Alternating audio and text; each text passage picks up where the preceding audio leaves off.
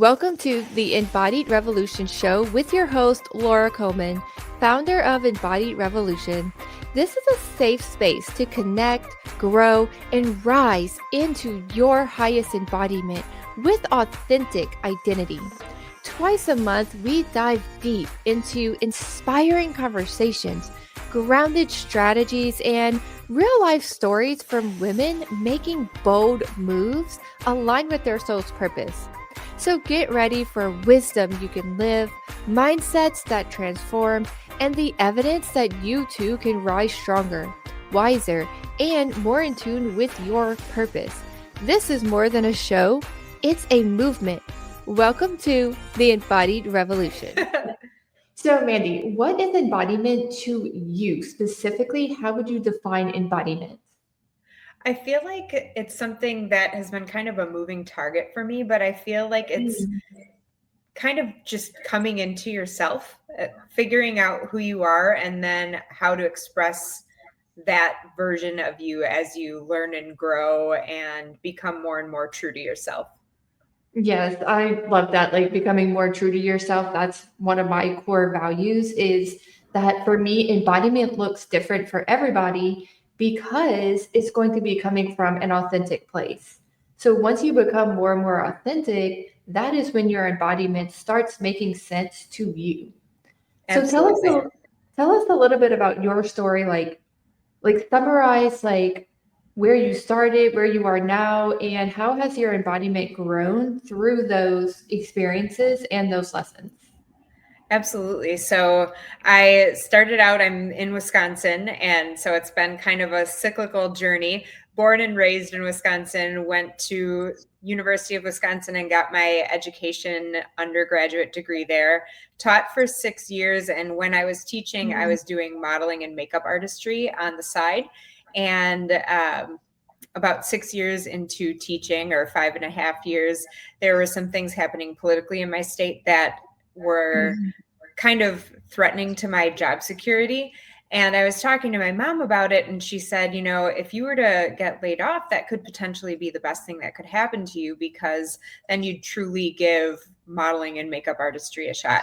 And the more I thought about it and started to agree, the more I kind of thought, well, if I was a parent, because at the time I wasn't, I would not want a teacher who was kind of like, well, it wouldn't be so bad if I lost this job to teach my kids, because I would want someone who is, you know, passionate and all in. You really need that, especially at the middle school level, which is very tough. So I decided at that point that I was going to finish out the school year and then just give entrepreneurship in the modeling and makeup artistry areas a shot. And so I did that. Shortly after that, my then boyfriend, but now husband, and I moved to the Bay Area in California, and we're there for 2 or 3 years. And then we moved to LA, and then we moved to Sacramento, and then we moved to Phoenix. And then from Phoenix ended up coming back to Milwaukee, all primarily because of his job, since I can be pretty flexible. And during that time, we, of course, got married, because I mentioned he's my husband now. And then we did have a child about 4.5 years ago. And so all of that has really kind of contributed to who I've become and who I'm still becoming, because I've learned, moving to so many new places, a lot about different people and how cultures, even from city to city in the same state, can be super different. And one thing that I've learned is that people, especially how I used to be, and I'm getting better at this, it's still a work in progress, but people are generally so self-conscious and self-absorbed, not in necessarily a bad way, that they don't really care what you're doing. So you may as well just do what makes you happy, because you're the only person worrying about it. You know, like obviously that is to a degree, you know, if your family is counting on your income, I don't recommend just quitting your job and trying out entrepreneurship without a pretty well thought out plan. But for the most part, like with what you're wearing, how you look, things you say, the things you do in your free time, like for the most part, I think it's so easy to get really worried about, like, well, what will people think? And it's just like, don't care. So, there's a saying, kind of like, I don't know if I'm going to say this exactly right, but there's a saying of, you'll stop caring so much what other people think of you when you realize how little people think of you, like how Right. often people think of you. Because most people are being like their main character in their story. And it's Right. up to us to be that in our life. And that's like something I agree with as well, as far as live your life for you. Because at the end of your time, you're not going to be concerned with what the other people thought. Right. So, and then that's funny because I also am a fifth grade teacher right now. And Okay. I'm basically in the same situation of pursuing entrepreneurship and having that thought of, this is really embodied my true passions. Like, and now my passion is leaning more towards helping other women, getting their story out. So I know for me, I went through like a series of thoughts as far as like, is this the right calling for me? What for you, like going from teaching to going all in on your other passions, what kind of thoughts came up for you that was really like, okay, this is what you should do? It's interesting because as I was listening, I was anticipating your question to be just like, what were your thoughts in general, or what were your fears? And like one of my biggest hangups was how much time and money I spent getting my degree to switch to something that you don't need a degree for. And I'm still having student loans. So, Yeah. and then I eventually got my master's degree in education as well. So, I'm not using it traditionally speaking, but that is something that hung me up. And I think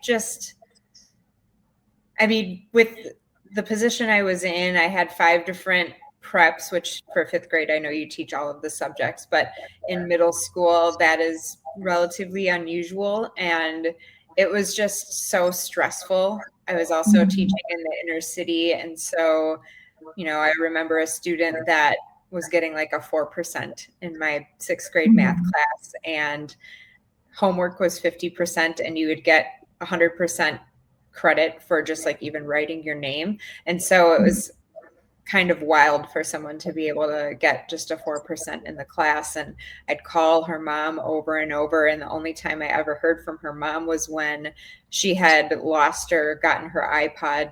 This obviously dates when it was stolen. And it was just awful to be in a situation where no one cared about the kids, and it really weighed on me heavily, to the point where I was having a lot of stress related illnesses, like back and neck pain that was pretty debilitating. And so it was just taking such a toll on me that even seeing a physical therapist like one day during teaching, and then near the end of spring break, and having them notice a big difference in just like a week of not teaching, I was just like, well, this is maybe not for me, and maybe I've done what I can in this area for now, and we'll see what happens later.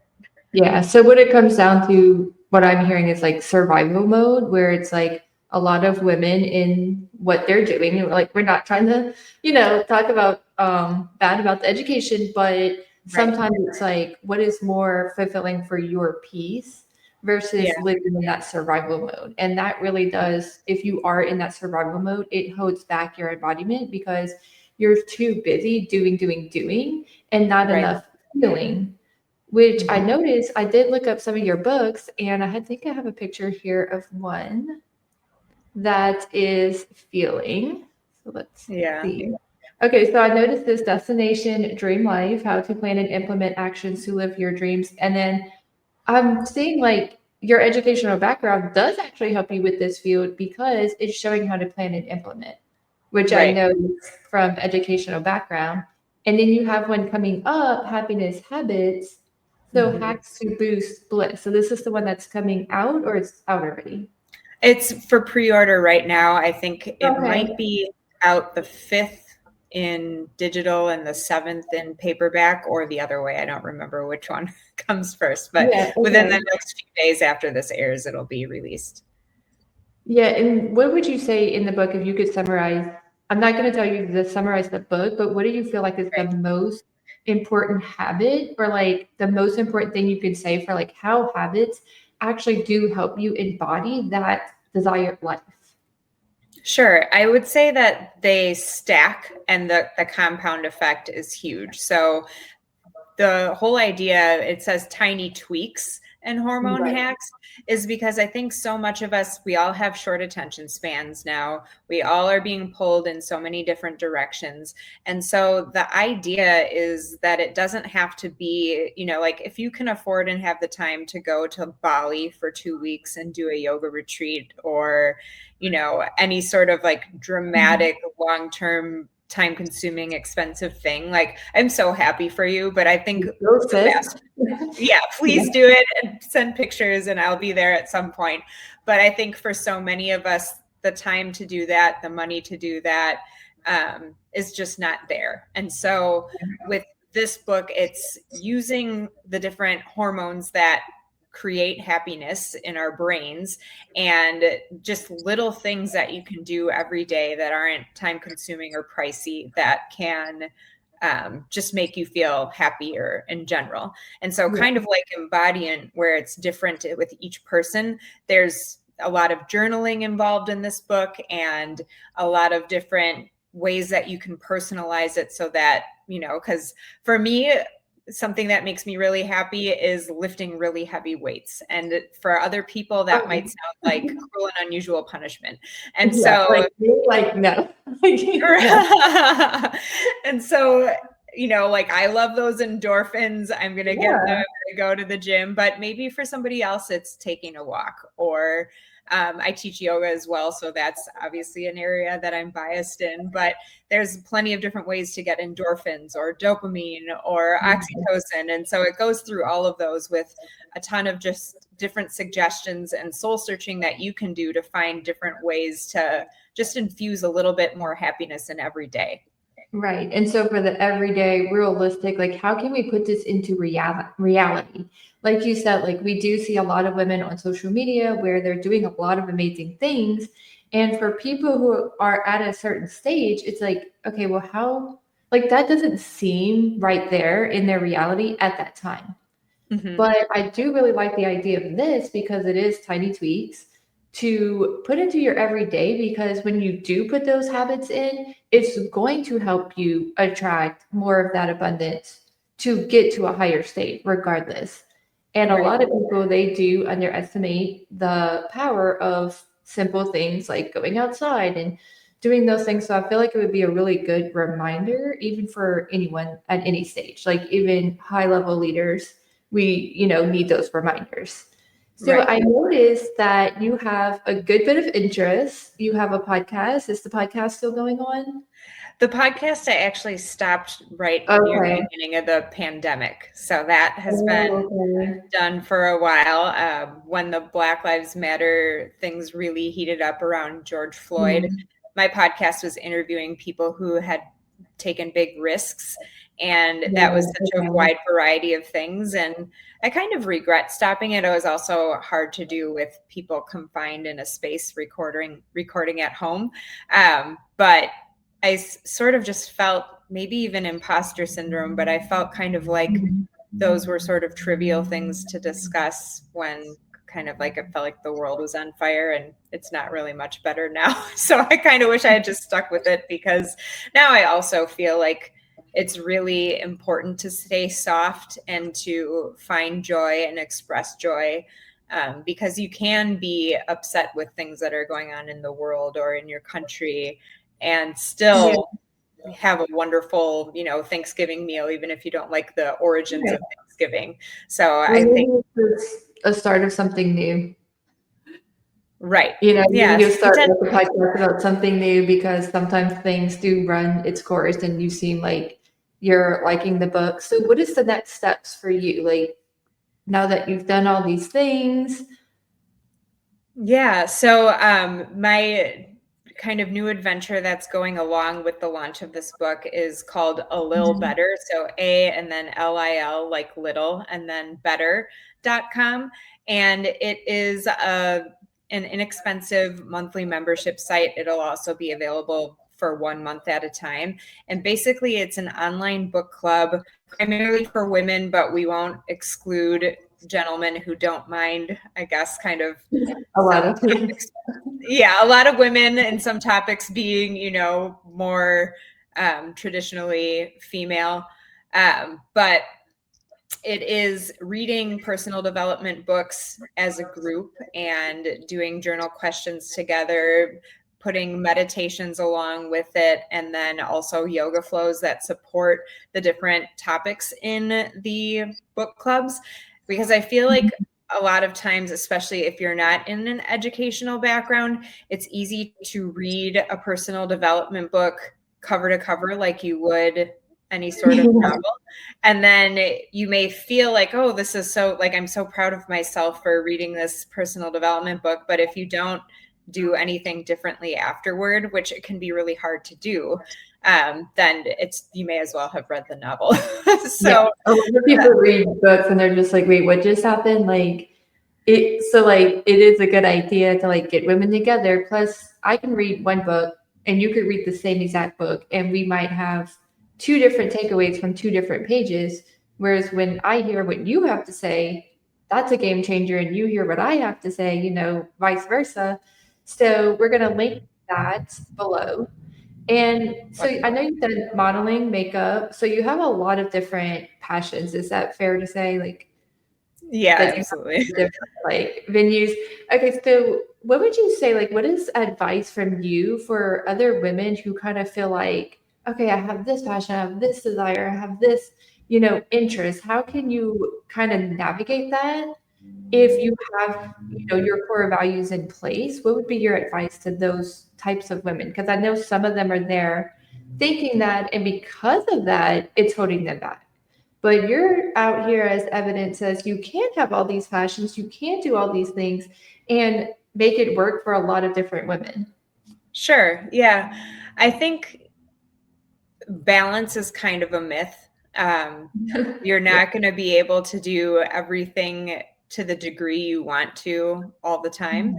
And so for me, it's funny because I had this conversation. My husband and a gentleman that he works with are both the type of person who have a very solid singular focus and are world class at that one thing and great at other things too. I'm not saying that like they're one trick pony type people, but it's so different than me where I'm, doing 100 different things at any given time. And people, like, even after I announced that my book was coming out, people are like, you've written books? And I'm like, yeah. And they're like, oh, okay. Like, I didn't know that. And but they're not necessarily surprised just because there's just a whole bunch of different things that I've done over the course of time, and it kind of shifts and goes back and forth. And one of my past podcast guests at one point said, if you wanted to build a bridge from one island to another, you wouldn't start one bridge, then another bridge, then another bridge,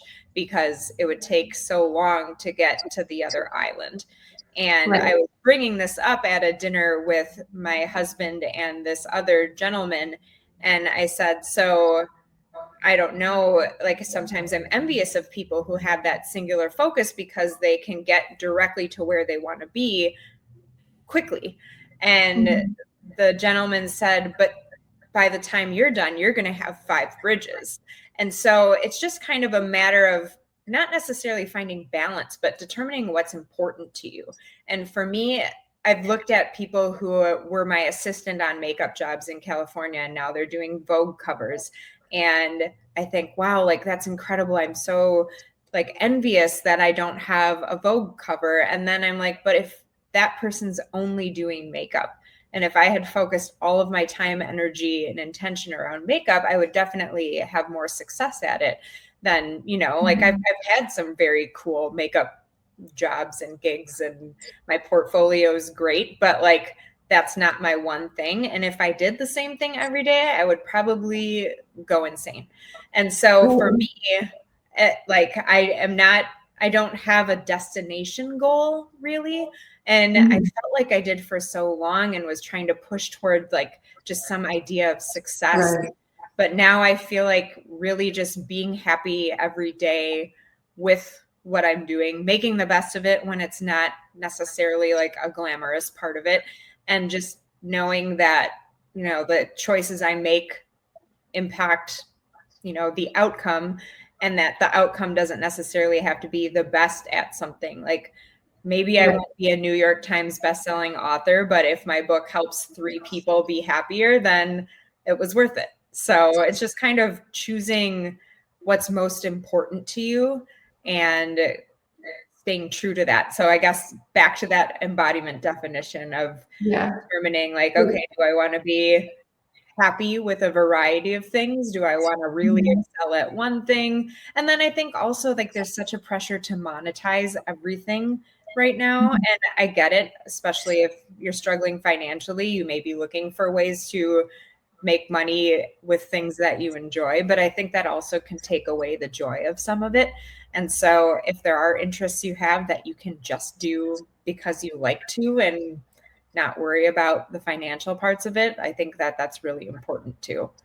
All right. So it seems like you're almost embodying following your joy and not really having a forced outcome, like what we would call a forced outcome, because the more you're trying to force an outcome, you could be repelling the abundance coming your way. Whereas being open to joy, so I could almost see you writing a book about following your joy and kind of even marketing something around of like the multifaceted leader or the multifaceted, whatever it is that speaks to you. Because, you know, I hear you saying like, choosing one thing, like people feel the pressure to choose one thing. Like, am I an author? Am I a makeup artist? Am I like a speaker? Which, you know, you've been a speaker because you've been on a podcast. And really it could come down to claiming like you are the Mandie Brice, right? Like you don't have to be like one thing because you're Mandie Brice and that is what you were meant to do at that time. So like right now you were meant to spread habits for happiness for women. And then maybe after this, it'll be another podcast, you know, if that, but at least like the women who follow you, if you want to call them clients or just people who follow you, will know that your passion is in it. Like if Mandie is doing it, her passion is in this thing and like she's for it. So it kind of just depends on how you look at it from my perspective, you know? So just, you know, just know like you are the Mandie Brice. Like you could just say that.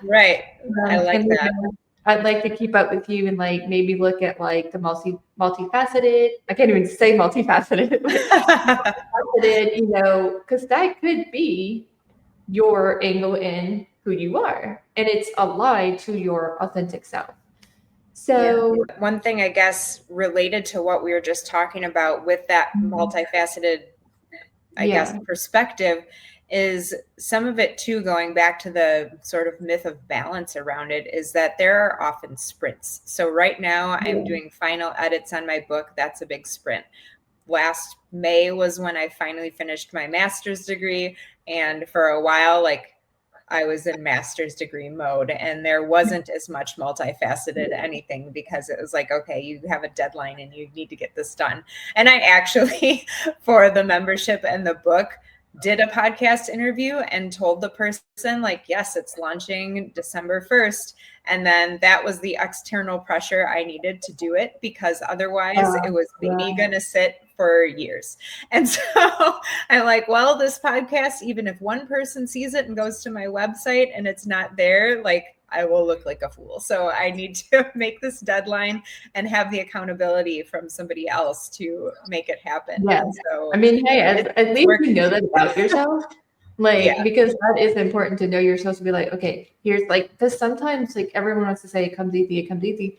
But really sometimes you do kind of have to find a way that works for your brain to quote unquote force yourself to do it. Like it's not forcing past a comfort zone that's not going to serve you. Like it's still going to serve you in the end, right? Do you feel like there is like a certain way to like motivate yourself to do it? Like, because to me, a lot of people, and not to say that you have this, but a lot of people that I've talked to, they have like ADD and they feel like they can't do stuff, but really it's about setting the goal, the intention, and being like, this intention will get done no matter what. But just know that the intention will get done.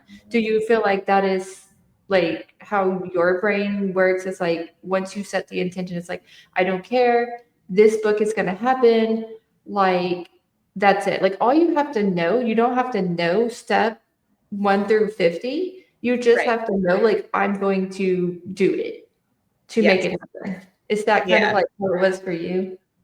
Yeah, to a degree. I definitely am an ADHD person, and I think probably just looking at all of the different lives I've lived in the 44 years I've been here is probably clear because I'm multi-hyphenate. Um, and so I think that is part of it. And then I think too, I think this is more common with women, but it's easy to like disappoint yourself or let yourself off the hook for things in a way that doesn't serve you. And so that's why an accountability buddy or signing up for a workout class or something like that is so effective, because we can easily say like, oh, well, I'll just do that tomorrow, or, oh, I'm tired, or whatever. But if somebody else is counting on us, especially as women and nurturers, then we're not going to let that person down. And so for me, it was using that to kind of hack my own brain, because obviously, like, okay, maybe I'll not sleep as much because who knows what tech hiccups will happen in the last, turning in the final outline or the final manuscript or whatever it might be. I might have things that take longer than expected, but I will honor that deadline because I know that that podcast is coming out and somebody might. Yeah, I already said it. It's, going to be out there somewhere, and I don't want to be like the person who didn't do that. Yeah. So that external pressure and accountability definitely helped me. And it's not like it's for something that, I don't want to do or that's bad for me. It's, for my highest good, and just using, like you said, knowing how my brain works and setting myself up for success. Yeah, thank you for sharing that vulnerability, because a lot of women, they feel like saying that is going to make them seem weak, but really, like, it just connects you more with your online clients, because it lets people see like, yeah, she is like me, and like I would want to go work with her. I do want to go support her because she is a real woman. And that's like basically what we all go through. And like we want real women out there saying like, yeah, I had to do this, I had to do that. And like a lot of people, they do benefit from mentorship just because they have a person there saying, figure it out, like in not in a rude way, but like in a nice, loving way, but kind of like, hey, like they need someone to look them in the eye and be like, look, maybe you do have these things. Maybe you are, naturally you got into these patterns, but you can figure out a way to use your unique brain to serve you. And that's kind of what it's about. It's like, if you are in touch with your embodiment, with your intentions, you can figure out a way. Like, there's this very popular mindset mentor, Rob Dial, and he's literally known as the mindset mentor. He has a podcast, Rob Dial. But anyways, he says on his podcast all the time, he's like, I'm actually, like, he's very successful, but he was like, I'm actually naturally the laziest person ever. And he's like, the reason that I got this far is tricking my own self. Yeah. So basically, it's like I had to set the phone alarm away from my bed so that I would have to get up and have to go over there to turn it off. But he's very transparent, and like, it's about setting these habits, like he said, like your book, and using our brain to serve us, serve our higher good. And then eventually it becomes the norm. And then eventually you do have like all these achievements, right? Like your mini bridges, like, the metaphor that you used. So I look forward to like more books from you. Now I feel like you could do multifaceted something. I feel like you could do like multi bridges or something, like something with like your multiple bridges story. That would be good. But that's kind of how my brain works. Like I meet people and I'm like, okay, you could do this, you could do that. You would be good at this and that. So I'll keep up to date with you on social media and everything, and we'll drop all of your links. And yeah, well, thank you so much for joining us. This was Mandie Brice, everybody. So give her a follow, get her book, and then we'll close you guys off with this quick message. Thank you so much for joining us for this episode of the Embodied Revolution show.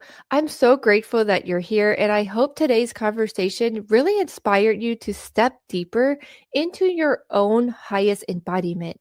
If you loved what you heard, please take a moment to like, share, and follow. It's the best way to stay connected and be the first to know when new episodes drop. Until next time, keep rising, keep shining, and keep living from your soul's purpose.